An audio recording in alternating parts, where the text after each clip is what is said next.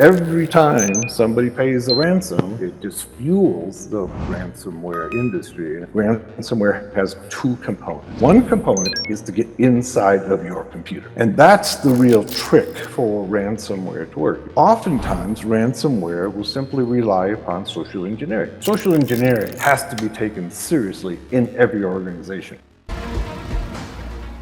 So, hey everyone, I'm Yaniv Hoffman, back with another video, and today I'm joined once again by OccupyTheWeb. Welcome. Thank you, Yaniv. It's always an honor to be asked to be back on your show. Likewise, and today we are going to talk about the Medusa Ransomware, which has recently made a comeback, I must say, and is targeting organizations around the world. If you are not familiar with this term Medusa, it's named after the mythical Greek creature Medusa, known for the turning people to stone with a single glance. OccupyTheWeb will speak more about the ransomware. I'm not sure it's turning people to stone here, but it might be turning their computers to stone. Exactly. It's locking down their system and demanding hefty ransoms. But you know what, OccupyTheWeb, let's jump right in and please break it up for us so more people will be aware about the ransomware process, about Medusa in particular, what's different, and I'm sure it will be insightful as always with you. Thank you, Yaniv. Well, let's talk about ransomware in general, first of all. I mean, a lot of people hear the term, and it's probably among the most malicious types of malware in the world right now. I mean, it started off many years ago, and it was mostly targeted home users, and they would go in and basically encrypt the home users' family photos or what have you, and they'd ask for $100 or $300 in ransom. And eventually, over the years, they have learned that it's better to target, or is this more lucrative? Let's put that better, more lucrative to target big companies and basically encrypt their data and hold them hostage or for ransom, their data hostage for ransom. And in some cases can pull off ransoms in the 10, 20, 50 million dollar range. And every time somebody pays a ransom to the ransomware actors, it just fuels the ransomware industry. And I think you and I talked about that at the beginning of the year. We talked about some of the threats that we expected in 2025. And this is one of them that we discussed, is ransomware. Ransomware continues to be a significant problem just because it's so successful. Right? And any malware that's successful and brings in a lot of money is going to keep on growing. Medusa is one of the better ransomware, let's say maybe most innovative ransomwares out there, and we'll talk about some of those features that make it so innovative. But first, I think I want to at least break down for the audience what ransomware really is. And it's actually pretty simple. Right? Basically, ransomware has two components. Okay, one component is to get inside of your computer. That's the primary component. Right? And that's the real trick for ransomware to work, is to get inside of your computer. And that's not always that easy to do.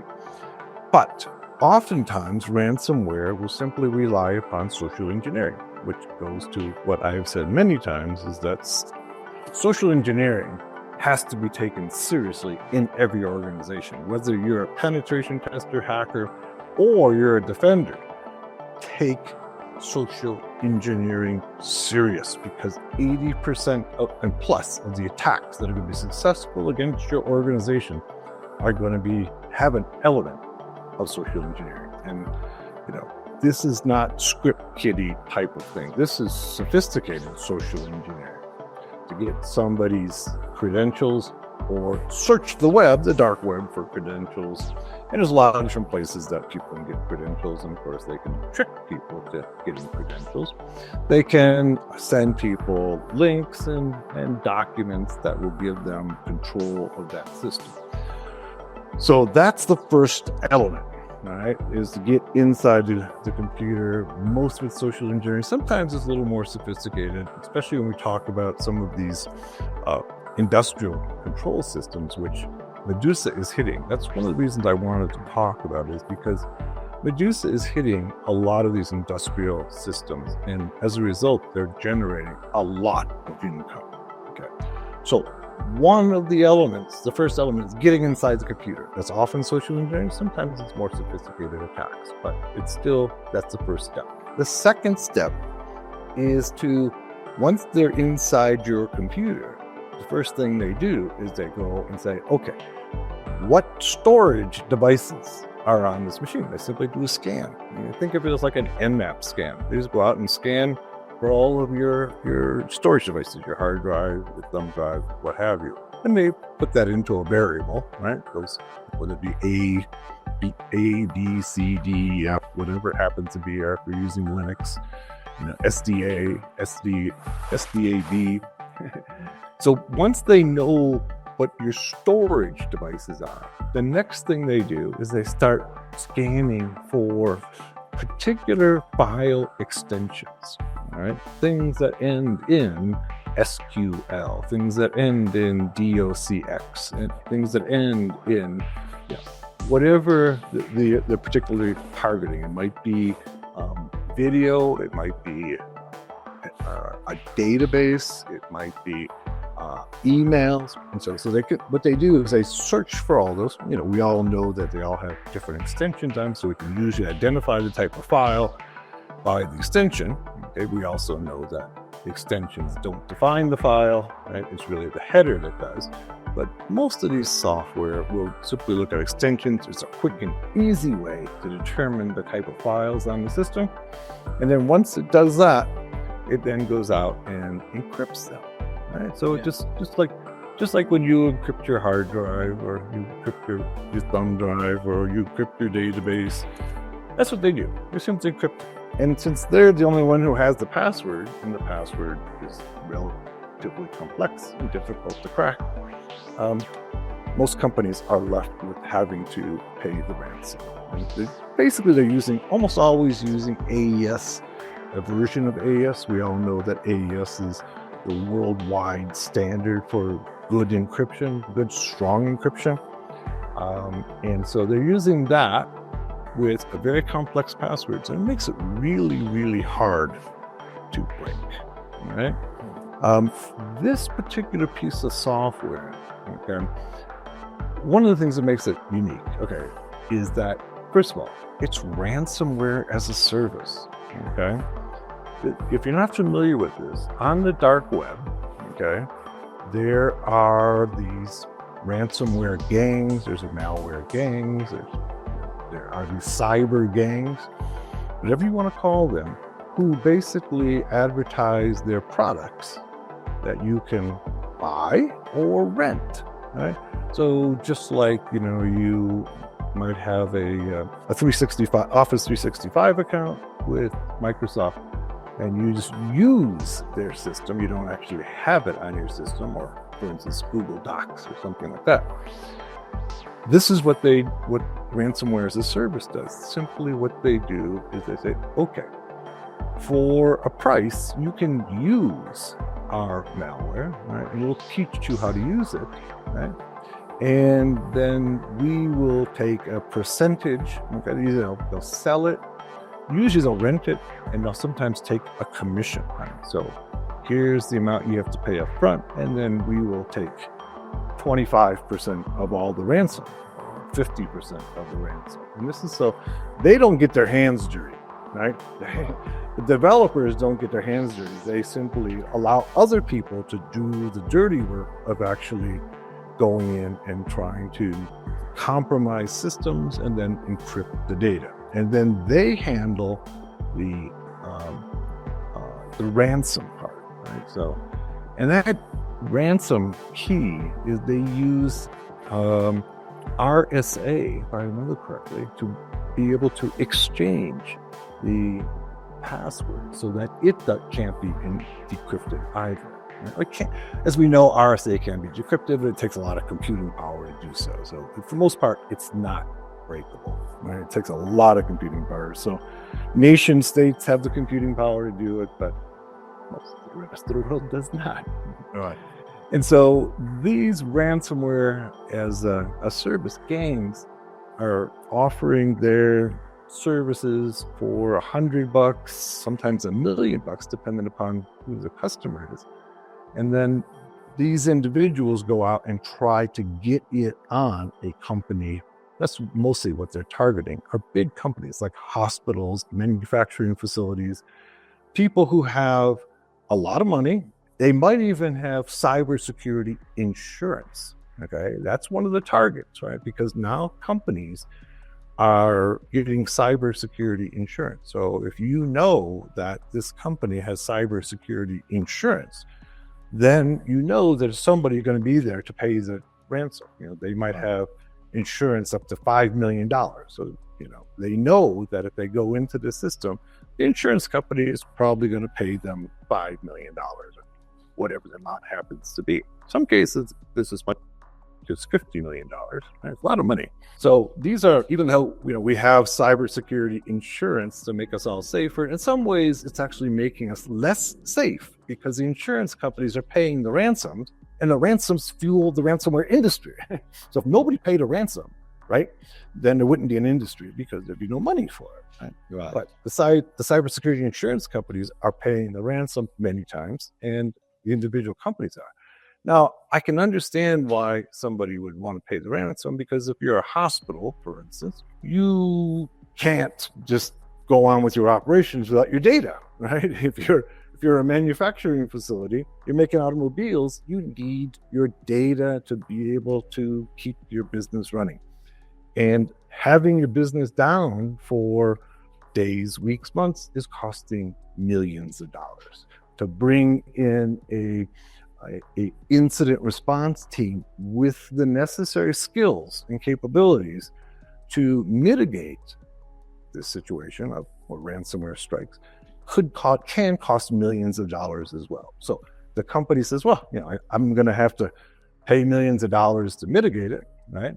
And yeah, I'm going to lose millions of dollars by my company being down, and the insurance company is willing to pay $5 million. They pay it, and they get their data back, and away they go, right? Yeah. So there's a lot of things that make this unique. Okay, one of them is the ransomware as a service, right? There's also a number of sophisticated evasion techniques that it uses using PowerShell. So once it's inside your system, it can then use PowerShell to be able to make changes to the system, make changes to the firewall, it be able to take down your endpoint defense, right? And so this one does it, and it does it pretty well. It's able to then moves laterally through the network. Right? So oftentimes in a company, the weakest link in their network is going to be some end user somewhere on the network. And so if they get compromised, then that attacker is not where they want to be, right? They really want to be on the system administrator's machine, or they want to be on the database, right? Because that's where the goods are at, right? And so they have to move laterally through the network to be able to find that database, right? And so they'll go out and they'll start scanning for like port 1433 or 3306 for MySQL. And they'll have all the known ports that they'll go ahead and scan for. Right? And then they'll find that machine, and then they'll laterally move, okay, through the network to that machine, and then take it over. Oftentimes they'll use RDP to be able to get control of the system. They'll open up RDP on the system. Once they open up RDP, for those of you who don't know, RDP is remote desktop, okay? It's a protocol that allows the, say, help desk or some other tech support to be able to take control of the system. And if the attacker can open that up, okay, then what'll happen is that the attacker will always have access to your system through RDP, right? And so that's one of the things that this particular software tries to do. It then goes ahead and once it gets inside and it's gone ahead and encrypted all the data, it'll then go ahead and exfiltrate the data. Okay, so exfiltrate means basically take it out, right? To move it from your machine to theirs. Of course, it's just making a copy of it.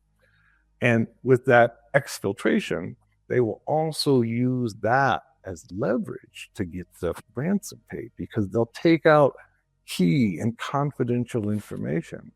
And they'll say, if you don't pay us, then are you not going to have your data? But we're going to have your data, and we're going to publish it on the dark web. So, it's bad either way, right? And right. So, and the strength of that argument from a company perspective is that companies who are very ransomware aware, cybersecurity aware, know that the best defense against ransomware is simply to have backups, right? To have backups, so that if your data gets encrypted and you don't have access to it, you just restore the data. But by them exfiltrating your data, and they have copies of your data, the backups, yes, are good, but they still have your data. And if there's confidential information in there that you don't want the world to know, like intellectual property, emails, what have you, PII, personally identifiable information, then it could be just as damaging for them to release the data. Even though you've recovered your data, they have it too, and they can release it and cause serious damage to your business. Okay. And then, so there's lots of unique indicators, a lot of unique features of this particular piece of software. There's some good information on it on Hackers Rise. We wrote an article on it, and CISA.gov has a good article on this if you're interested. There's a couple of other cybersecurity companies have done some good work on this. But it's one of those pieces of software that every once in a while you go, you don't have to admire the attacker to admire their work. Okay. Yeah. So you can go, wow, somebody did a good job putting this together. Right. And so somebody one time asked me, like, well, don't you, how do you feel about people who encrypt, businesses and take ransoms? I go, well, I'm really focused on how they did it and how to stop them. I don't get involved in their particular ethics, right? My job is to understand how they did it, and then also how I can stop it.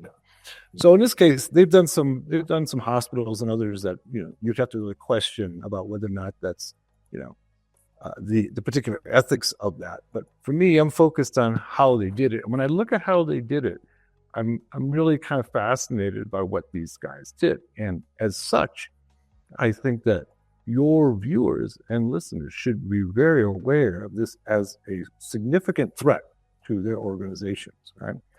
And so, one, you have to be aware. Most of it's being propagated through social engineering, so that's one of the things you have to guard against. But of course, also you have to make sure that you have timely backups so you can restore your data if you need to. But remember, in this case, they exfiltrate your data and they're encrypting it on the way out the door, so your IDS or other endpoint detection system may not see it because it's all encrypted, right? Yeah. And so, anyway, it's got a lot of really interesting features, right?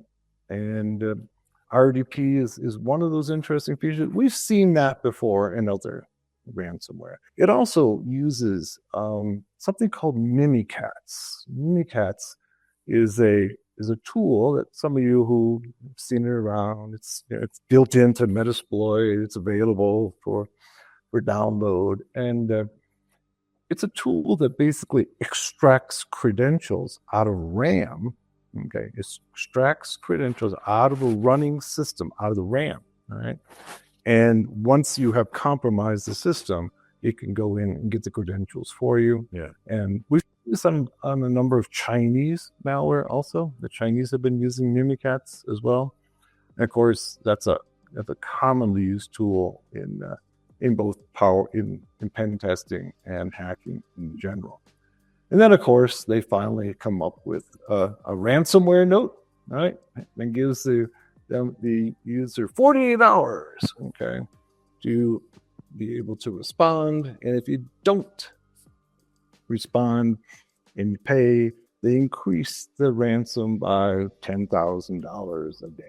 So they have a countdown time. This keeps on getting higher and higher. And even putting you ultimatum that if you are not paying, you will not pay in few days, they will leak the data or sell the data. Exactly. Out in the open.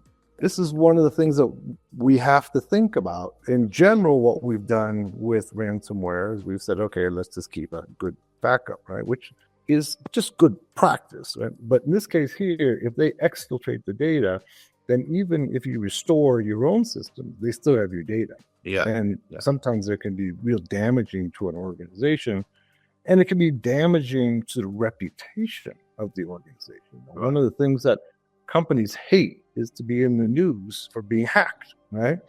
And if you are trusting your data, your company to a particular company, and they get hacked, it makes you think twice about whether you want to continue to do business with them, right? Whether you want to use their software, their machines, their gateways, their VPNs. And so this can be really damaging to the business of these software companies. So OccupyTheWeb, I have a few questions. One, I know that Medusa has been known to use like double extortion. Can you explain what that means for the victims? Well, basically, it's what we're talking about, right? And so that there's two extortions. One of them is you pay us to decrypt your data, okay? Right. And one of them is that you pay us to not release your data. And so that's the double extortion. And we've been seeing more of that in recent years. The early ransomware, you didn't see that. And now most of the attackers are trying to do double extortion because they've learned that if the target has good backup, they're not going to pay the ransom, right? They'll just restore the data. In this case, they have double extortion. So if you don't pay it, good, you got your own data, you restored it, but we still have your data too. That means that we will release it and we will embarrass you and we'll release confidential information that might be in your emails, in your database, what have you. What do you think we spoke how it's propagated or delivered, from phishing or different vulnerabilities, of course, that the attackers can exploit. What makes Medusa, in your view, different from other major ransomware families like Lockbit or Contin in the past, are evil? The reason it's really come onto my radar is because it's being used against industrial control systems. And that's one of the things that we do at Hackers Arise, is that we have one of our focuses is on industrial systems, because industrial systems, very few people recognize that industrial systems run our entire world, right? Everything that is built and made in our industrial society, whether it be automobiles, whether it be oil refinery, power generation, power transmission, pharmaceuticals, all that stuff is controlled by industrial control systems, which are made up of hundreds of programmable logic controllers. They're just little computers, right, that control all of the motion, all of the mixing, all of the sensors, all of the switches. And so these systems are particularly vulnerable, I think. Okay, I think we can make a good case that they're particularly vulnerable because they haven't really been a target for attackers, because they are different than your typical TCP/IP based system, and they use different protocols. They use different programming. Okay, some of them have been around for a long, long time. Oftentimes, you'll see a lot of default credentials being used in this industry. Matter of fact, I just saw one just the other day. A company that had default credentials still on their system. And if I wanted to, I could have just shut the whole company down, right? And that's not unusual. And so anyways, this is why I'm particularly concerned about Medusa. Medusa is ransomware as a service, which is concerning, right? Because that means you have more actors using a sophisticated piece of software. Generally, sophisticated software is only used by sophisticated actors. Here, you have a sophisticated software being used by less sophisticated actors, some of them who just have $100 or $1,000 they can buy it. And then they can use that to do a social engineering campaign to hundreds of companies. I guess in this case here, Medusa has been successful in over 300 companies that we know of, right? And, when we're talking about ransoms that are in the millions of dollars, 300 companies is significant. Yeah. And if these guys are sending out emails with attachments and links, all it takes is one person in your organization, and your whole company could be down. Right. One of the things that is different also about industrial systems is that generally, when we talk about most of our computer systems, we're trying to protect data. So whether that be a database or emails, what have you, all that we're protecting the data. In industrial systems, we're protecting the process. The process. So whether or not they get the data or not, if they lock up the data, the process is broken, right? The process is broken. Yeah. And in some cases, processes take days and weeks to restart. Right? They don't just flip a switch, right? We know that, for instance, oil refineries only shut down once a year for maintenance, right? Why do they do that? Because it takes so long to be able to reset the system and get it all set up and running again. Right. So ransomware in that type of environment could be really damaging because it'll cause the plant to shut down, right? It's not just, you don't just flip a switch to turn it back on. And these guys are targeting a lot of these types of facilities and have been successful. One of the things that we don't think about also is that a lot of hospitals are run by these PLCs as well.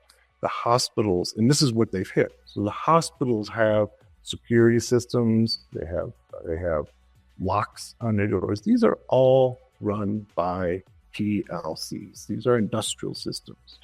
And so when they can get inside these systems, they can do significant damage to a hospital system. And hospitals in particular are very vulnerable, one, because they have an urgency of mission, right? They have to have their data or people die, right? And so, unlike maybe some other organizations that can say, oh, I can be down for a week and be okay. Yeah. The hospital can't do that, right? It has to be running, otherwise people die, right? And so they're very vulnerable to paying these ransoms. Yeah. So we've seen a lot of that. We've seen a lot of this Medusa going into hospitals and encrypting their data and getting paid well to do so. Definitely. We see more and more, besides government, indeed, the healthcare industry that is being attacked, either by ransomware or by DDoS attacks. Also gain a lot of visibility on that. In the U.S., we might remember that there was a problem a few years ago, like 3 or 4 years ago, the Colonial Pipeline. Yes. Colonial Pipeline was a major gas pipeline between the Gulf of Mexico and up to the Northeast, the population centers, Northeast of the United States. And they got hit with ransomware back then. And they were down for a significant period of time. And what happened is there ended up being major gasoline shortages in some major cities in the U.S. So that's the way that this was just a pipeline company. So they got hit with ransomware. As a matter of fact, they did pay $5 million, but the FBI was able to recover side of that, right? And this raises, one of the important points that I want to make here is that it is possible to recover cryptocurrencies. And a lot of people think that it's anonymous, but it can be done. It's just expensive and time consuming. Right. So it's expensive and time consuming, but it can be done. We had a class a couple of years ago on how to trace cryptocurrencies. This is something, by the way, that many of the viewers are asking. So maybe it's a good topic to do a video about. Okay, It's let's do huge. it. Yes. Let's put it on our agenda. Let's put it on the list. A good ransomware gang, okay, a cyber criminal is going to send that ransom through multiple wallets and mixers along the way, and that's what makes it more difficult. It can be traced. Makes it more difficult. Like, for instance, you may have seen the Bybit attack. Yeah, definitely. And that was apparently a North Korean state-sponsored $1.5 billion that they stole of cryptocurrency from, I think it was a Dubai-based exchange. And as you trace it, you can see where the crypto is going through. But they broke it into so many pieces, sent it through so many walls, so many mixers, that it becomes really difficult to trace. But it can be done. And this is where there are automated tools that can do this, right? But you can do it manually. It just is very time-consuming. Luckily for the clients, this Bybit exchange had enough backup to pay everyone back. Right. It didn't They collapse. $1 billion. Apparently, they have a lot of money. If they could pay, they could pay a $1.5 billion. Somebody is making some money over there. Definitely, it's a big business. So OTW, thanks for walking us through how ransomware works and what sets Medusa apart. I think it's been really insightful to understand how this train goes beyond just encrypting file, especially its focus on industrial systems, as you spoke about, and the double extortion tactics. And so I appreciate you breaking it down in a way that anyone can follow.